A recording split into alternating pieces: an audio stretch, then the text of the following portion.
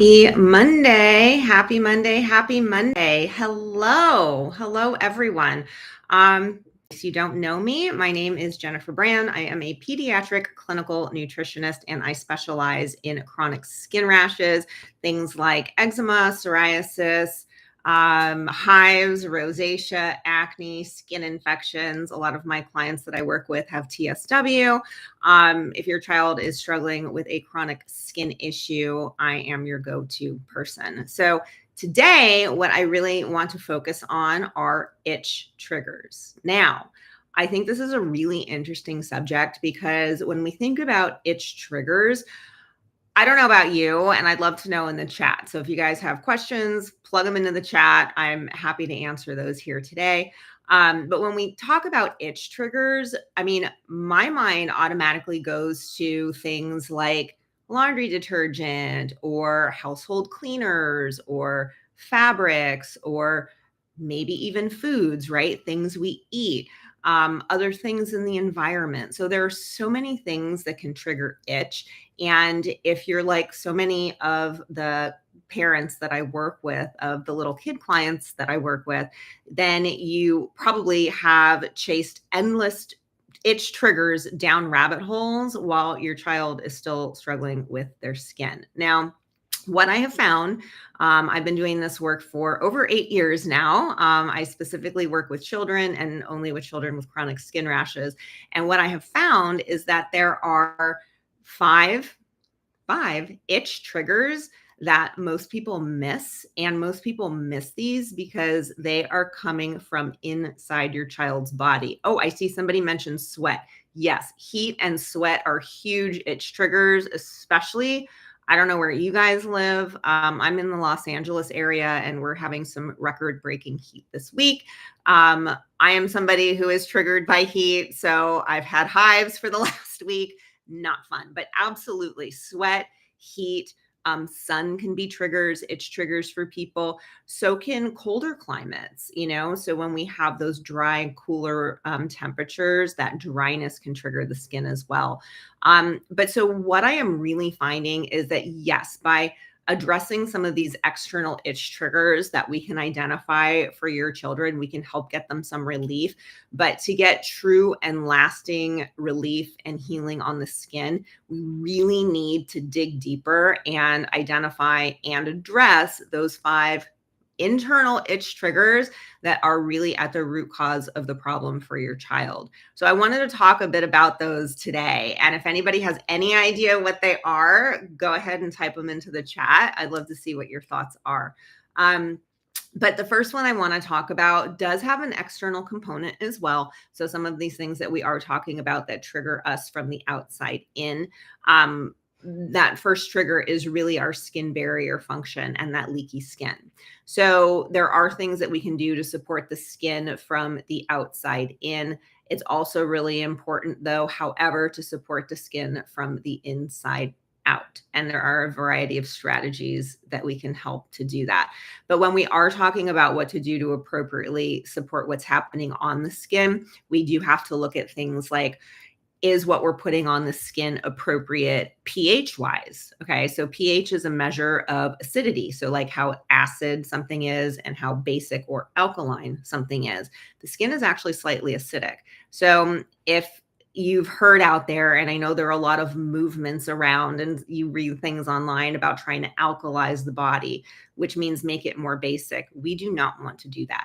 That can be very detrimental for a variety of reasons. So the skin is slightly acidic. We need to maintain that acidity on the skin to help prevent leaky skin. When we have leaky skin, we get that broken skin barrier. And when we are talking about that broken skin barrier, we're not just talking about like open, raw, weeping wounds. When the skin is dry, when your child is prone to something like eczema, for example, that is leaky skin.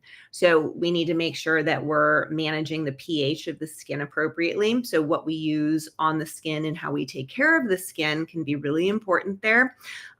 We have a skin microbiome, just like we do a gut microbiome. If you guys have followed me for any period of time, I talk about what's happening in the gut a lot. And we'll get there today too. But what's happening with the skin microbiome is really important for helping prevent that leaky skin. Now, the skin pH helps maintain that skin microbiome. So we need, again, make sure that we're doing things to take care of the skin appropriately from the outside in.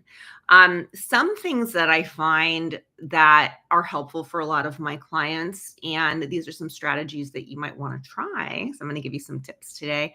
But when somebody is struggling with dry skin and a broken skin barrier or skin rashes, it's really common that people start bathing less, right? Because you don't want to dry out the skin. And so, what we end up having is less bathing, more moisturizing, and we tend to keep our children covered so they don't scratch. And a lot of people who do have chronic skin rashes do suffer from an imbalance of that skin microbiome. So whether that is an overgrowth of bacteria on the skin, overgrowth of something fungal on the skin, what have you, we're not washing it off because we're not bathing as much. We're slathering it with moisture and we're keeping it covered. So what happens in dark, moist, dirty environments? Things grow. So when possible, and I know that it can be really tricky because a lot of times water can be really triggering for folks, and painful for skin. When you can, I actually recommend bathing more to my clients. That seems to help a lot of them. Make sure we're washing the skin, getting the bacteria, the fungal stuff, whatever it is on top of the skin, the sweat, especially this time of year, washing that off can be really critical. And then making sure to moisturize after that as well. So that can be something that can be really helpful. There are products that are topical probiotics that can be really helpful as well.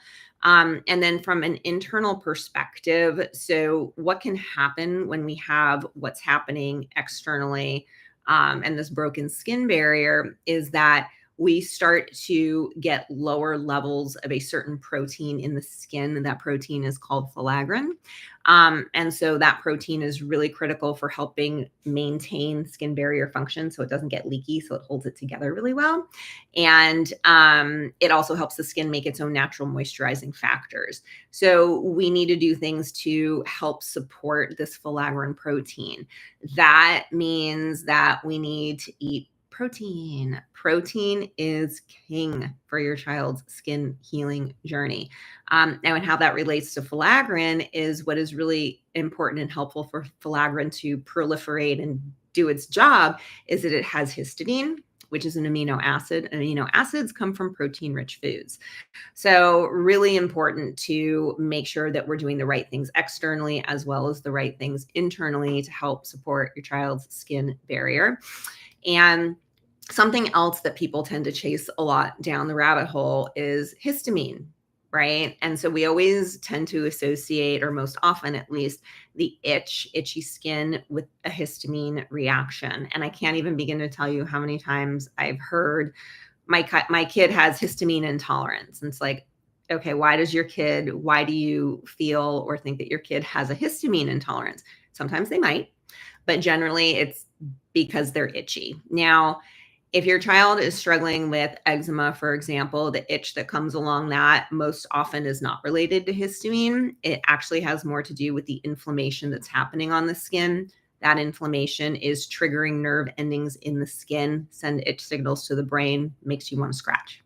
So it isn't necessarily histamine. If your child has hives, that's a different story. That can be histamine related. If you have tried an antihistamine, for example, and if it's helped with the itch, now there's a difference too, because sometimes histamines, we do get itchier at night. Lots of reasons for that, but we do get itchier at night. That's a normal process due to biochemical changes that happen in the body at night and along with circadian rhythms. But if you've tried an antihistamine at night, for example, for your child, if it's helped with sleep, that's very different than it helping with the itch. If it doesn't help with the itch, it is not a histamine issue. So keep that in mind.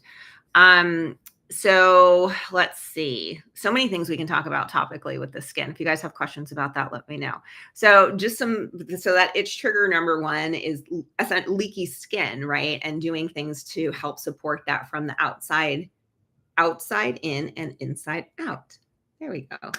The next big itch trigger that I see as coming from the inside that we really need to resolve is lack of nourishment, limited diets, and malnourishment. Now, what tends to happen, and I see this a lot in my practice, and it's everywhere you look online. It's like the first thing that you find to go to when your child is struggling with their skin is you start chasing foods down the rabbit hole and taking them out of the diet. Now, if there are identified allergies, sure, it makes absolute sense to keep those out with your doctor's support and guidance. If your doctor has told you to avoid foods, you need to avoid those foods for safety reasons. If that is not the case, if you've done the food sensitivity testing, throw that out, please. Just throw it out. It is useless. All that food sensitivity testing and food sensitivity reactions are telling you are that there are internal imbalances that we need to resolve. Keeping foods out does not solve that problem. I'm going to repeat that again. Taking foods out of the diet. Food sensitivities are not the root cause of the problem. Taking those foods out is not going to heal the gut. It is not going to heal the skin. All that these elimination diets and chasing foods down rabbit holes does is get your child on a more and more and more limited diet. Without the right fuel, your child's skin will not heal. Kids are growing, developing, right? And they have a greater metabolic need because their bodies are doing so much at this age. They're doing so much. And they're trying to heal the skin. Okay. That takes a ton of fuel. So think about it. Here we are given these recommendations to start taking foods out of the diet. What do you think is going to happen? It's like not putting gas in your car and expecting it to run, like, or charge your car, whatever kind of car you have nowadays. But it's like not fueling your car and expecting it to function and function better. And it's just not going to happen. So what I find most often is that when we start adding these foods back into the diet as much as possible, the skin right then and there starts to improve. Now, the other things I want to say about that too, it's just, and it can be very scary. Like, I understand that because we are led to believe that food is the problem. Food is not the problem. Of course, what I'm talking about here is like healthy, whole, real foods. If your child is subsisting on like, McDonald's or, something less healthy, no offense to McDonald's, there's a time and place for everything, right? But if it's like, if your child is on a healthy, whole, real foods diet and they're still having issues, food is not the root cause of the problem. So if you have been advised to take foods out of your child's diet unnecessarily, and by unnecessarily, I mean, if you've taken foods out that they do not have an identified IgE allergy to, if you've been told to keep IgG foods out of the diet, those are the food sensitivity reactions. If you've been advised to do food sensitivity testing, go a different direction. It is not going to solve the problem, and it can make it worse. And again, it's because limited diets, a lack of nourishment leads to malnutrition. And again, I can't even tell you how many parents I've talked to that their kids now have failure to thrive. They're not gaining weight. And their skin keeps getting worse. It's because they don't have the fuel that they need for their bodies to do everything that they're supposed to do, including heal. So that's itch trigger number 2, lack of nourishment, limited diets, malnutrition. Another big itch trigger that we need to resolve that comes from the inside out is inflammation. So inflammation is an underlying driver of certainly eczema. It's an inflammatory condition. It's driven by underlying inflammation. And, when we have what's happening on the skin going on, whatever that might be, there's an inflammatory component. Now, inflammation results from oxidative stress. We get oxidative stress when we don't have enough antioxidant nutrients to combat that oxidative stress. Antioxidant nutrients come from dietary sources, a variety of veggies and fruit. I always say veggies first because most kids are more into fruit and the sweetness and all of that, which is okay. But we want to make sure that we're getting in a rainbow assortment of vegetables as well. And what they say when they say eat the rainbow, that's because all of those different colors represent different nutrients, phytonutrients. So, and phytochemicals. And so those pigments that make the fruits and veggies those different colors actually have different health benefits, like different types of antioxidant properties and such, for example. So we really need to make sure that those antioxidant nutrients are getting in. We also need to identify sources of inflammation, which, yes, can come from externally as well as internally. So we need to make sure that we're combating that inflammation. And again, that starts with making sure that we have enough antioxidants. And keep in mind too, like when your child is struggling with chronic skin rashes, the inflammation that is going on, it becomes a vicious cycle because inflammation creates more oxidative stress and burns through antioxidant nutrients faster. So there's an even greater need for antioxidant nutrients. So if your kid is a picky eater also and doesn't like their veggies, I hope this is a bit of motivation to help you determine best ways to get those foods in. And I do work with my clients on strategies to do that as well. So we need to really address the inflammation piece. So the next internal itch trigger that is really critical to resolve to help what's happening with your child's skin. All of these too, by the way, these itch triggers are biochemical processes that happen in the body that play a big role in what's happening with your child's skin, with whatever kind of chronic skin issue they're struggling with, but also for optimal health, growth, and development. So itch trigger number 4 that I want to mention is detoxification. When we're talking about detoxification, I am not talking about juicing and cleansing and milk thistle and, things like this. Okay. What you see online for detoxification, how to detox your child, this is not how the body actually detoxes and how the liver actually functions. And a lot of what you see out there for kids for detoxification is not science-based, totally erroneous, and it can even be dangerous because a lot of the stuff isn't even geared towards children. So there are different detox mechanisms in the body. Of course, we have the liver. The skin is a detox organ. We sweat, and we also kidneys, urine, we pee things out. So the two most important pathways that to start exploring with your child, making sure bowel movements are happening every day. Regular bowel movements are critical. So if your child has constipation, we need to address that, and making sure that they're drinking enough water. Now, I know I get asked a lot, well, they have formula or they're eating a lot of, XYZ and there's some liquid in there. Yes, that can contribute to the overall hydration and need to get in fluids, but there really is no substitute for drinking water. So make sure that your kid is pooping every day, getting enough fluids in. And when we're talking about liver detox, in particular, this is key. The liver doesn't, I see BioRay Calm. Okay. Somebody was asking about, I see some questions and I'll go back and get those in a minute.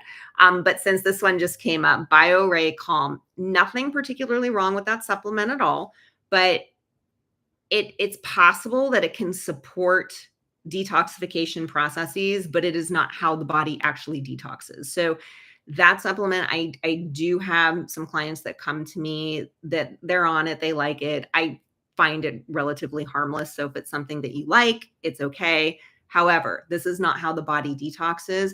The liver in particular needs amino acids, it needs vitamins and minerals, and it needs antioxidants. These come from the diet.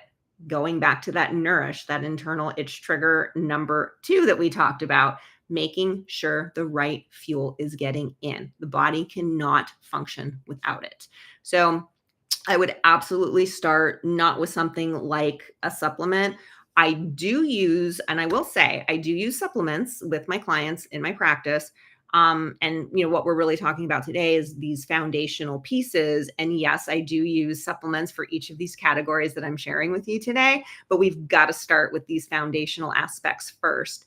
And so including so when we're talking about the liver, sure, something like, supplements can help, but be careful with what they are because not all are appropriate for children. and make sure that that fuel is getting in. Again, antioxidants, right? Fruits and veggies. Protein, that's where amino acids come from, which also takes us back to when we were talking about itch trigger number 1, and getting enough histidine helps support the skin barrier function from the inside out. So protein is king. Those amino acids help with liver detox, the antioxidant nutrients I mentioned, and then vitamins and minerals, which come from healthy whole real foods in general. So that is really key. The other really critical itch trigger number 5, and so this is a biggie as well, and that is gut dysbiosis. And so if you guys know me and have been here for a minute, I'm sure you knew this was coming. I'm really big on what's happening in the gut. I really find that it's key. And here's the thing too, this is why I'm talking about all of these itch triggers together.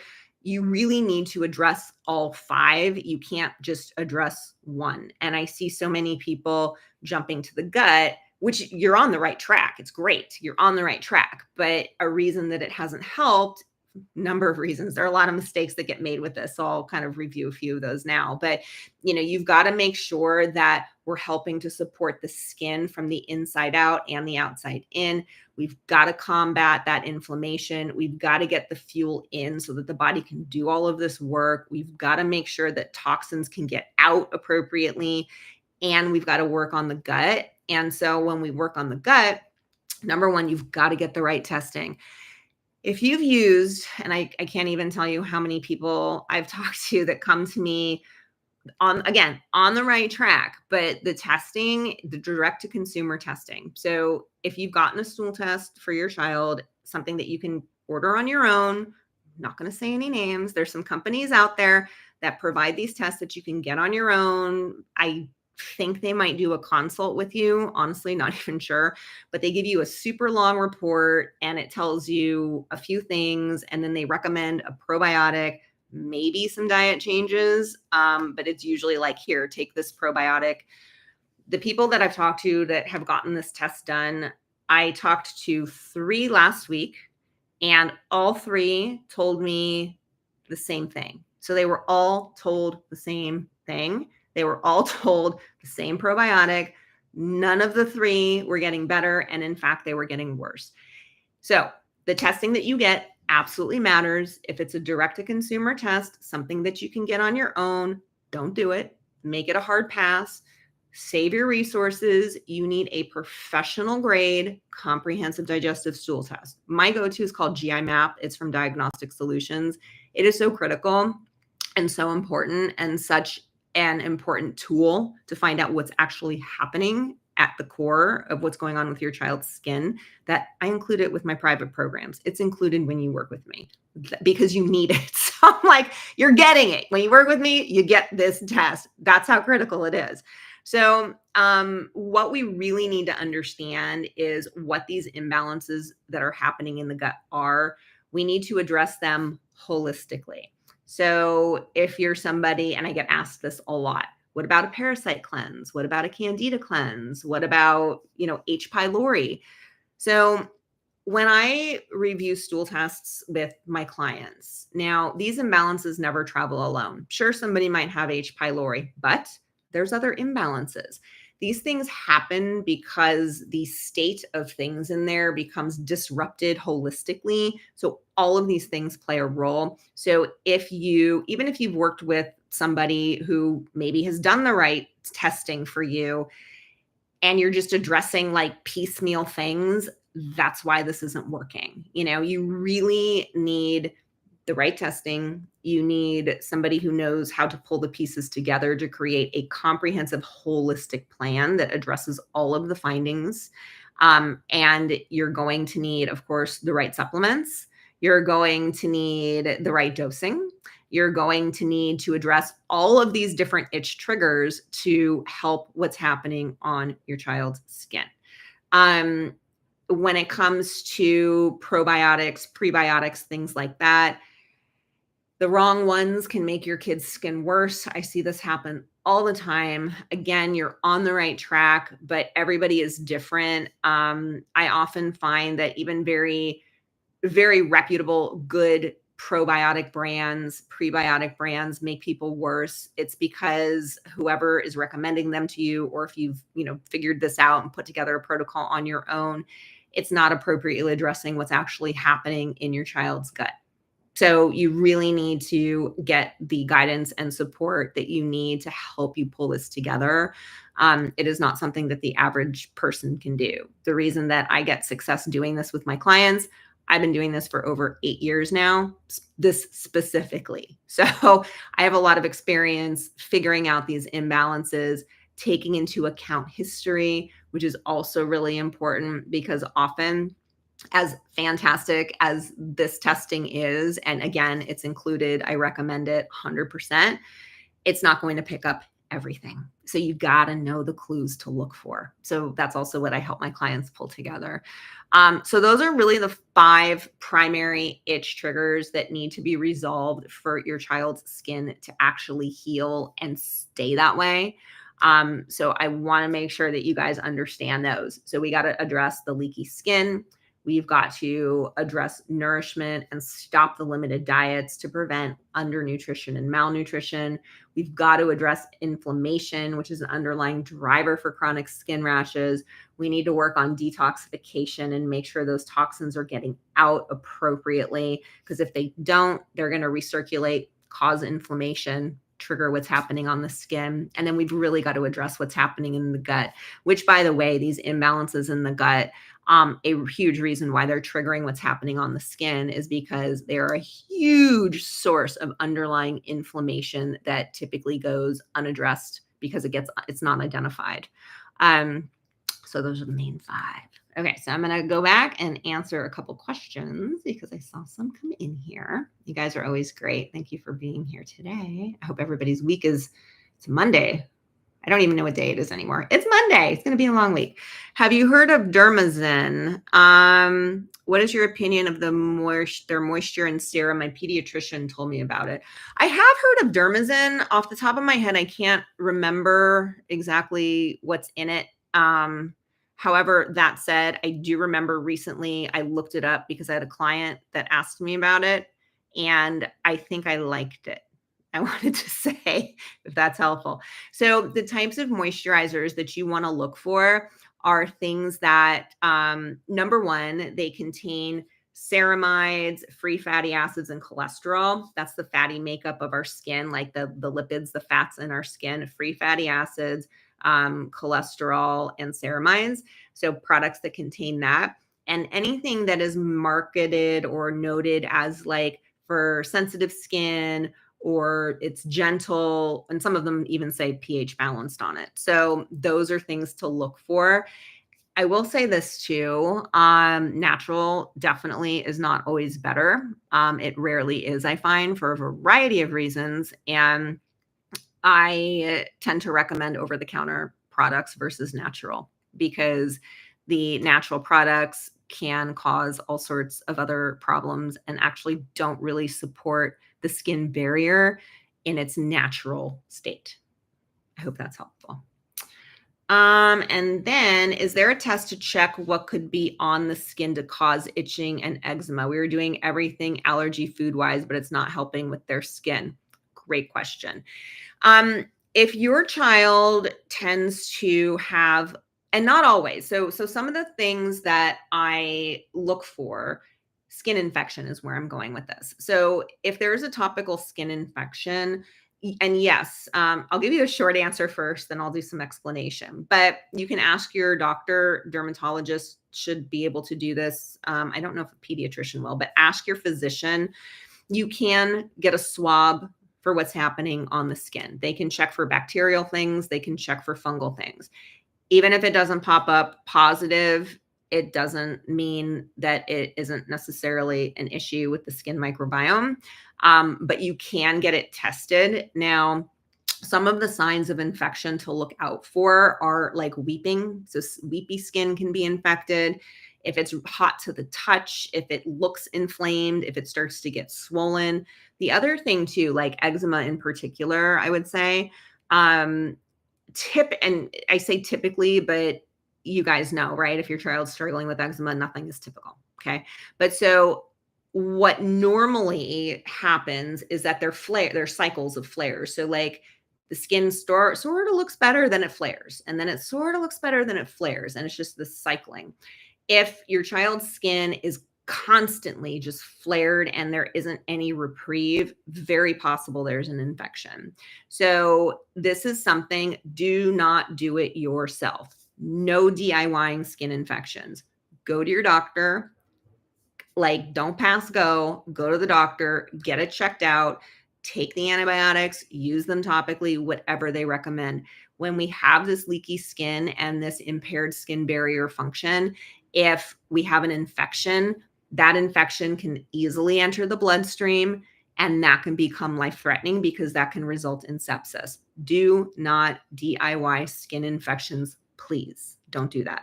I had a client a few years ago, and their child had just weepy cheeks. And they, were trying to avoid going to the doctor and what have you. And finally, after months and months of no reprieve, I finally was able to convince them to go get it checked out. The child had MRSA. Okay. So they treated it with antibiotics and cleared it up. And then that allowed us to continue to do this internal work addressing those 5 itch triggers I mentioned. And we finally got resolution of what's happening on his skin with results that lasted. But, if there's an infection, that's going to prevent it from happening. And so also the other parts of your question here with the allergy food wise, but it's not helping with the skin, you need to check out those other itch triggers. So it sounds like you're addressing topically, which is fantastic. So get that checked out just to make sure. You can get it swabbed, talk to your doctor, see if there's something happening with the skin barrier, with the skin microbiome that needs to be addressed. Allergy, if there are allergies, keep those out. Healthy whole real foods diet that is as broad as possible. Keep the foods in. You've got to find those other underlying sources of inflammation. So for you, I'm thinking, and I don't know anything about your case, but since you've already talked about the topical, you've talking about the diet, I would say you also need to look out for these other sources of inflammation that trigger the issue. Work on detoxification, which again, making sure the toxins are coming out, hydration, constipation, start there. Make sure the right nutrients are getting in to support the liver appropriately. Check the gut. Yeah, absolutely check the gut. I'm glad that you asked that question. We talked about the BioRay Calm. And let's see. I've been binging on the podcasts. Oh, good. I'm glad you're watching those. So if anybody, let's see.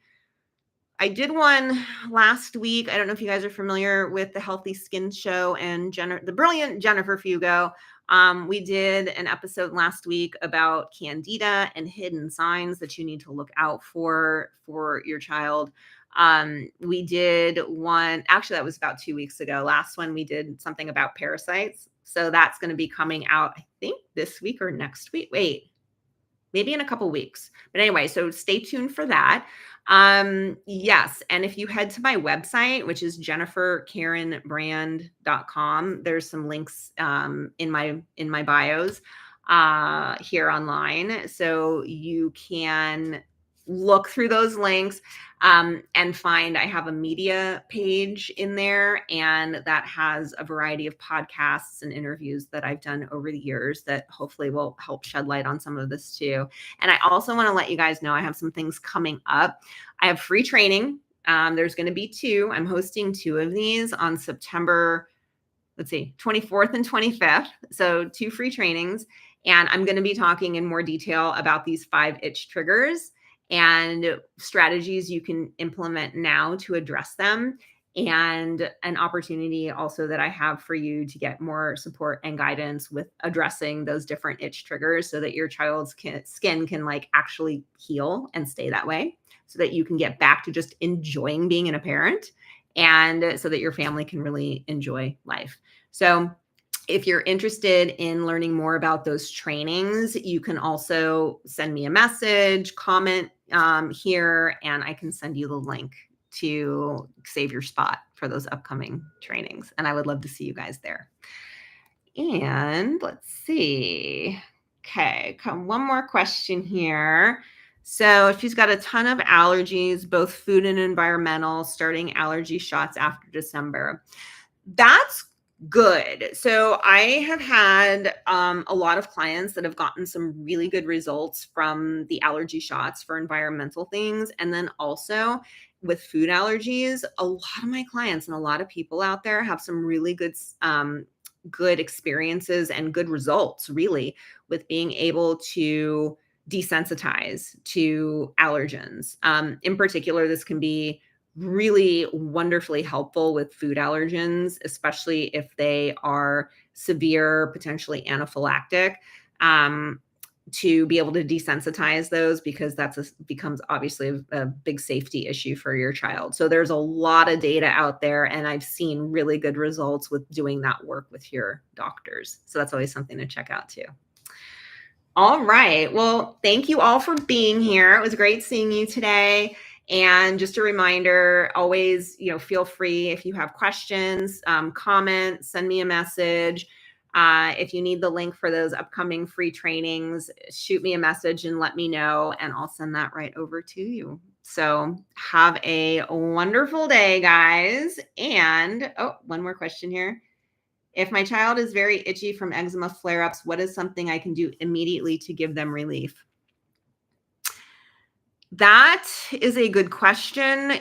Something that might be helpful if you haven't yet, because it depends on a lot of things, and I don't know anything about your case history because everybody's different. Go through the links in my bio, and I have a free resource. It's my top 3 skin rash relief tips. So check that out. The first one in there does involve what to do topically. So check that out. Again, it's the top 3 skin rash relief tips, and there's some stuff that might be helpful in there as well. All right. I hope that was helpful. Have a great day, guys, and I'll see you again soon. Bye-bye.